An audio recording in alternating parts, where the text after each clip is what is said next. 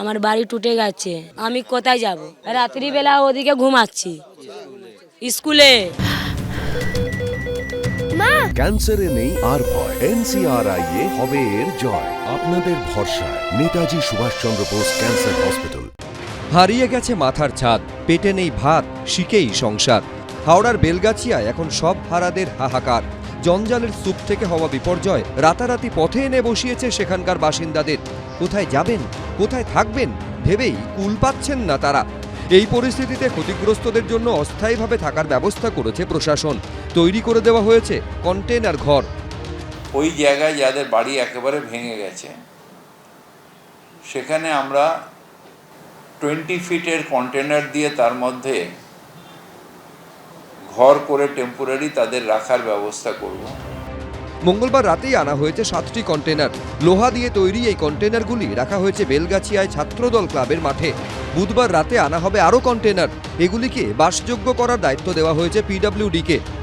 এখানে পিডাব্লিউডির যারা কন্ট্রাক্টর রয়েছেন তারাও উপস্থিত হয়েছেন।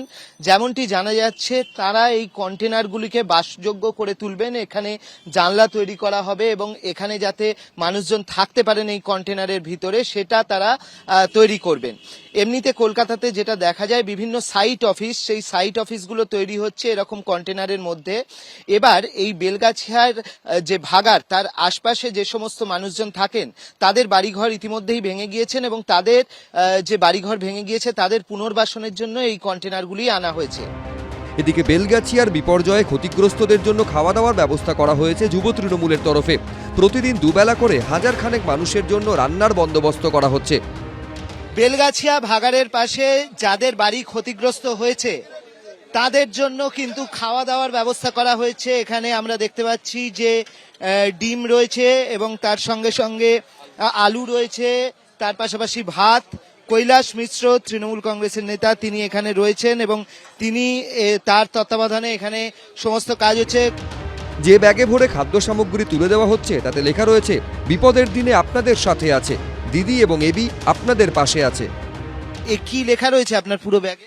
আমরা বিপদ দিনে তো দিদি এবং অভিষেক বন্দ্যোপাধ্যায় মানুষের পাশে থাকেন এবং আমাদেরকেও থাকতে বলেন, সেইটাই আমরা লিখিয়ে এবং মানুষদের হাতে সমস্ত মানুষকে দিয়েছি, প্রত্যেক পরিবারকে যারা ইফেক্টেড। বিগত 3 দিন ধরে মাননীয় শুভেন্দু অধিকারী নেতা প্রতিপক্ষ বিরোধী দল নেতার উদ্যোগে ওখানে মানুষকে রান্না করে খাওয়ানো হচ্ছে। এই বিপর্যয়ে দায়ী হচ্ছেন মমতা ব্যানার্জি, দায়ী হচ্ছেন রাজ্য সরকার।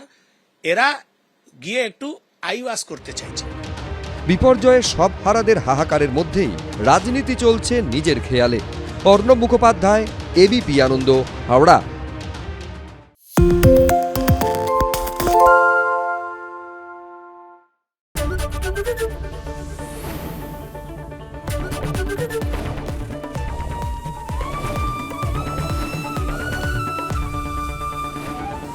ABP আনন্দ, এগিয়ে থাকে, এগিয়ে রাখে।